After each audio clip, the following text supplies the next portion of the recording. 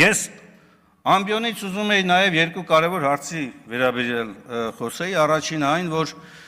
Հայոց ցեղասպանության 110-րդ տարելիցին առաջ մեր խմբակցությունը շրջանառության մեջ է դրել Հայոց ցեղասպանության ուրացման կոնկրետ հանցակազմի համար քրեական պատասխանատվության նախատեսող օրինագիծ, սա մի օրինագիծ է, որի մի կողմում ազգային հիշողությունը եւ արժանապատվությունն ու ինքնությունն է, մյուս կողմում հայ ժողովրդի ու հայ ազգի թշնամիներն են։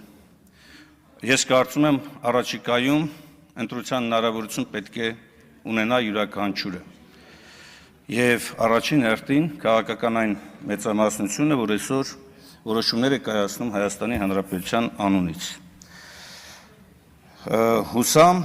այդ քննարկումների ընթացքում գերակշիռ մասը կպաշտպանի ազգային արժանապատվությունը։ Եվ երկրորդ հարցը, որ ուզում եմ անդրադառնալ, հետևյալն է, այս օրերին մենք հերթական անգամ ականատես եղանք պատմության խեղաթյուրումների, պատմության ուրացումների, ազգային ազատագրական պայքարը հերթական անգամ, ինչպես սիրում են կրկնել, մոնետիզացնող վարքագծի,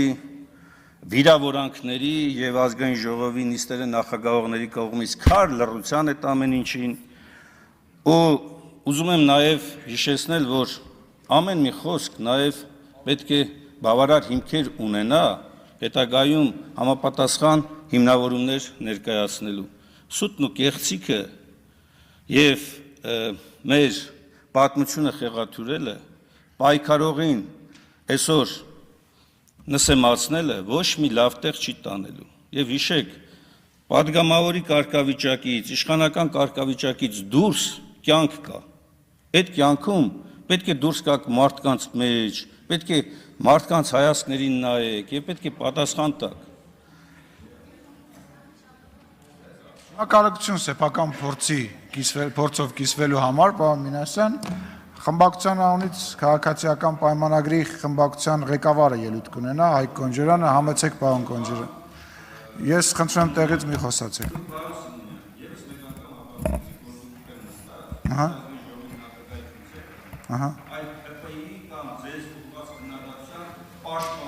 Շնորհակալ եմ։ Ձեր շրթերից դա ինձ միայն որպես կոմպլիմենտ